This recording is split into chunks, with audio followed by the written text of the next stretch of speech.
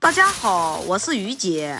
荷兰豆不要再炒肉炒鸡蛋了，吃了50多年的荷兰豆，今天总算找到一个好吃的做法，清脆薄甜，做法简单，上桌瞬间抢完，大人小孩都喜欢吃。荷兰豆是好吃，但是也老贵呀。我们这边的荷兰豆卖14块钱一斤，今天花了7块钱买了半斤的荷兰豆。你们那边的荷兰豆卖多少钱一斤啊？首先把荷兰豆给它摘一摘，掐掉头尾，顺便把两边的筋络也给它拉掉，这样在吃的时候才嫩。像这样全部摘干净以后，倒在清水里，给它仔细的清洗。有时间的在水里面加1勺的食盐，浸泡个5分钟再洗，那样可以去掉农药的残留。清洗干净以后，给它捞在菜篮里面沥水备用。接下来我们来洗点蒜子、葱姜、小米辣。家里有小宝宝有孩子的尽量不要加小米辣，这道菜越清淡味道会越佳。我平时做从来不加小米辣，因为今天女儿点名要吃小米辣，所以就放了几个小米辣。葱姜蒜子切好以后，分别给它放在盘子里面备用。小米辣给它切斜片，切好以后也给它放在盘子里面备用。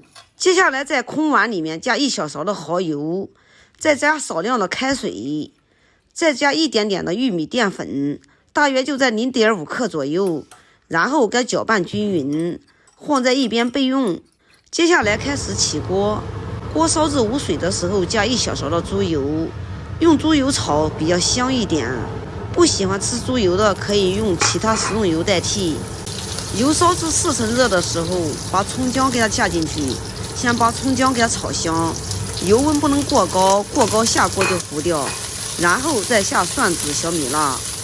蒜子、小米辣稍炒个片刻，加我们洗好的豌豆进行翻炒，大约又翻炒个片刻，然后再加少量的食盐，盐千万不要加多了，这道菜吃的有一点清甜的味道才好吃，咸了就不好吃了。